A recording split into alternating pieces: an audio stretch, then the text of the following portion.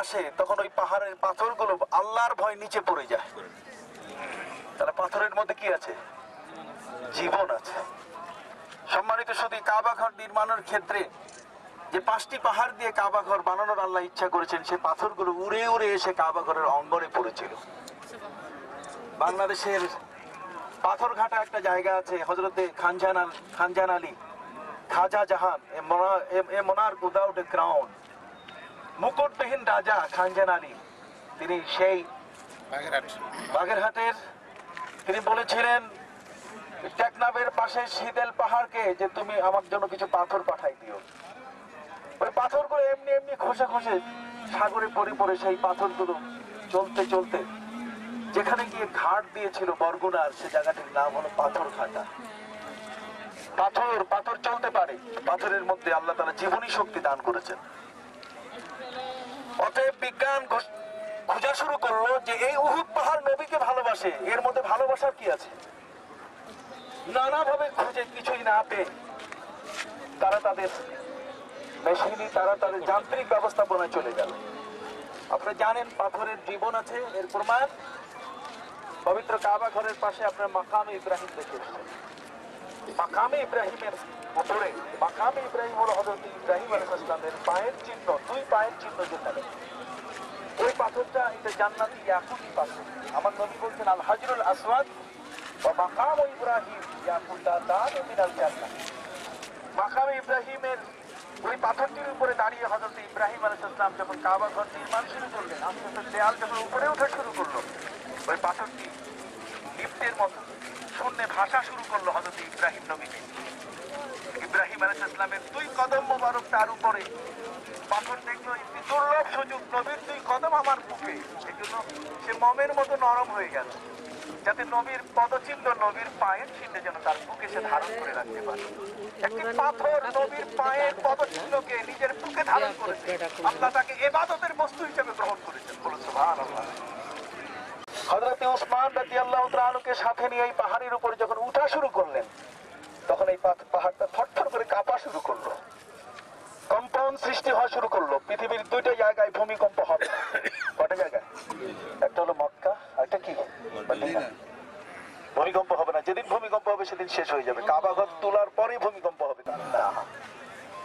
নবী করিম সাল্লাল্লাহু আলাইহি ওয়াসাল্লাম ওই পাহাড়ের উপরে পা দিয়ে ধাক্কা দিয়ে বললেন, রে উহুদ, তুমি থেমে যাও। এই মুহূর্তে তোমার পিঠের উপর একজন নবী দাঁড়ানো আছেন, এই মুহূর্তে তোমার পিঠের উপর একজন সিদ্দিক দাঁড়ানো আছেন, এই মুহূর্তে তোমার পিঠের উপরে 2 জন শহীদ দাঁড়ানো আছেন। হযরতে উমরে ফারুক, হযরতে উসমান যুন্নুরাইন বুঝতে পারলেন যে আমাদের স্বাভাবিক মৃত্যু হবে না, ঘোষণা এসে গেছে এখানে যে আমরা শহীদ হয়ে যাব। যেহেতু রাসূল বললেন যে এই মুহূর্তে একজন নবী দাঁড়ানো আছেন তোমার পিঠের উপর, একজন সিদ্দিক মানে আবু বকর সিদ্দিক, আর 2 জন শহীদ দাঁড়ানো আছেন, তার মানে একজন ওমর আর একজনকে উসমান রাদিয়াল্লাহু তাআলা, 2 জনে শহীদ হয়েছে। বিশ্বনবী মুহাম্মদ রাসূলুল্লাহ সাল্লাল্লাহু আলাইহি ওয়াসাল্লাম এই পাহাড়ের উপরে ওঠার কারণে পাহাড়টাকে ইজ্জত করেছে। শুধু তাই নয়, বরং আমার নবী বলেন যখন তোমরা উহুদ পাহাড়ে আসবে, তখন উহুদ পাহাড়ে এই পাহাড়ের গাছের ফল খাবে। যদি গাছের ফল না পাও তাহলে গাছের পাতা চিবাবে, গাছের পাতাও যদি না পাও তাহলে গাছের ছাল চিবাবে, বাকলটা। যদি এটাও না পাও তাহলে যদি শেকড় পাও তাহলে শেকড়টা চিবাবে। সম্মানিত শহীদ, 70 জন সাহাবী জায়গায় শাহাদাত বরণ করেছেন, শহীদ হয়েছেন। নবী করিম সাল্লাল্লাহু আলাইহি ওয়াসাল্লাম সাহাবায়ে কিরামকে নিয়ে বৈঠকে বসলেন যে এদের প্রতিহত করার উপায়। সাহাবায়ে কিরামকে নিয়ে তিনি বৈঠকে বসলেন যে এখন কি করা যাবে। নবী করিম সাল্লাল্লাহু আলাইহি ওয়াসাল্লাম 50 জন সাহাবীকে এই পাহাড়, এই জায়গা থেকে এই পাহাড়টা আমি আপনাদের এখানে এই কারণে নিয়ে এসেছি, এই যে লোকগুলো দাঁড়ানো আছে দেখেন, এই ছোট পাহাড়টা, এখানে বলুন আলহামদুলিল্লাহ, আলহামদুলিল্লাহ, আলহামদুলিল্লাহ আলা কুল্লি হাল। যে কোনো সময়ে আল্লাহর শুকর আদায় করা প্রয়োজন। আজকে আমরা ঐতিহাসিক মসজিদে জিল কিবলাতাইন, সেই 2 কিবলার মসজিদে আমরা উপস্থিত হয়েছি। সম্মানিত সুধী, 2 কিবলা যে বনু সালমা গোত্র যেখানে বাস করত, নবী করিম সাল্লাল্লাহু আলাইহি ওয়াসাল্লাম এখান থেকে মদিনার দূরত্ব হলো, নবী করিম সাল্লাল্লাহু আলাইহি ওয়াসাল্লামের আবাসস্থলের দূরত্ব হলো মাত্র 2.5 কিলোমিটার, 2 মাইলের মতো একটি দূরত্ব। নবীজি যখন থেকে মদিনায় আসতেছেন, মক্কা থেকে মদিনায় আসার আগে আল্লাহ তাআলা নবীকে একটা নোটিশ দিয়েছিলেন। সেই নোটিশটা আমরা সবাই পড়ি, কিন্তু আজকের বাস্তবতা আপনারা জানবেন। আপনার দ্বিতীয় পারাতে পড়ছেন, সায়াকুলুস সুফাহাউ মিনান নাসি মা ওয়াল্লাহু মান কিবলাতিহিমুল্লাতী কানু আলাইহা। সায়াকুলু পড়ছেন না পারা? তো সায়াকুলু পারাটা এই জায়গার ঠাই জায়গা ছিল না। আপনি সেখান থেকে যে জায়গায় যাচ্ছেন সে জায়গাটাও কিন্তু খুব যে নিরাপদ তা নয়। যেহেতু ইব্রাহিম আলাইহিস সালামের বংশের এই দুটো সন্তান, হযরত ইসমাইল আলাইহিস সালামের বংশধর গেছে মক্কার দিকে, আর হযরত ইব্রাহিম আলাইহিস সালামের ছেলে ইসহাকের বংশধর আসছে মদিনার দিকে। স্বভাবত পরস্পর তারা এক পর্যায়ে এসে বৈরী হয়ে গেছেন, একদল আরেক দলকে আর দেখতে পারতেন না।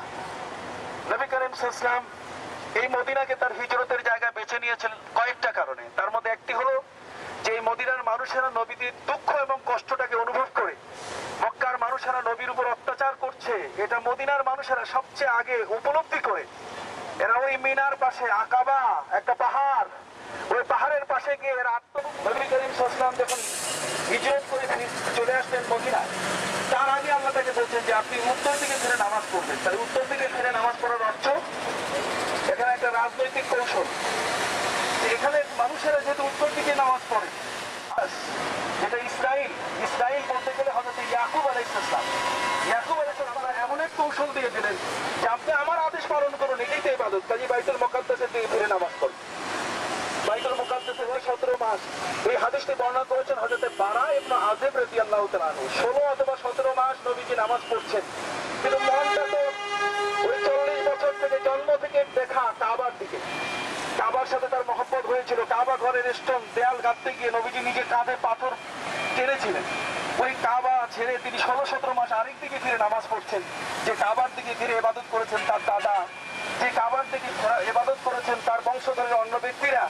অতএব সেই বিশ্বনবী মুহাম্মদ রাসূলুল্লাহ সাল্লাল্লাহু আলাইহি ওয়াসাল্লাম তিনি এখন অন্যদিকে ফিরে নামাজ পড়ছেন। মনের দিক থেকে একটু কষ্ট, কিন্তু আদব তিনি আল্লাহর কাছে মুখে বলেন নাই যে আল্লাহ আমাকে ওই কিবলাতে নিতে দিলেন কেন।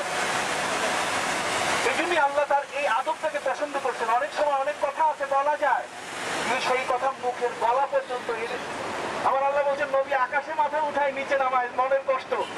আল্লাহ নবীকে ভালোবাসেন বিধায় আল্লাহ বলছেন নবীর কষ্ট দূর করা দরকার। নবীজি এই মসজিদে যোহরের নামাজ আদায় করতেছেন, নবী ইমাম থাকে সবার আগে, তারপরে মুক্তাদিন কাতারে সাহাবায়ে ইকরাম রাসূলের সাহাবীগণ, তার পিছনে শিশুরা, তার পিছনে মহিলারা মসজিদে নামাজ একত্রিত।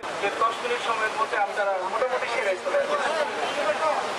না আমি না, মহিলা না কেউ ডিসিশন দিবেন না, আপনার ডিসিশন দিলে তো মুশকিল। আমি তো পথ কাটছি না। আপনারা পুরুষ যারা আপনারা এখন অনেক করে পুরুষ দেখতে আপনি আমার সাথে, মহিলারা আমার সাথে আসে, সবাই আমার সাথে আসে। আমি এখন থেকে বলবো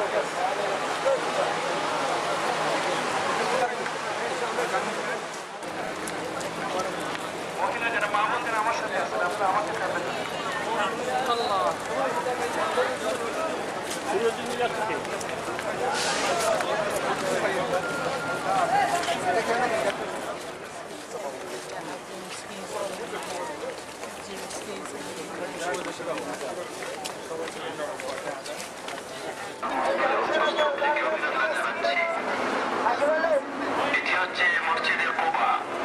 আসেন আপনার ইয়ে কোথায়? পবিত্রতা অর্জন করে মসজিদে চলে যেতেছে।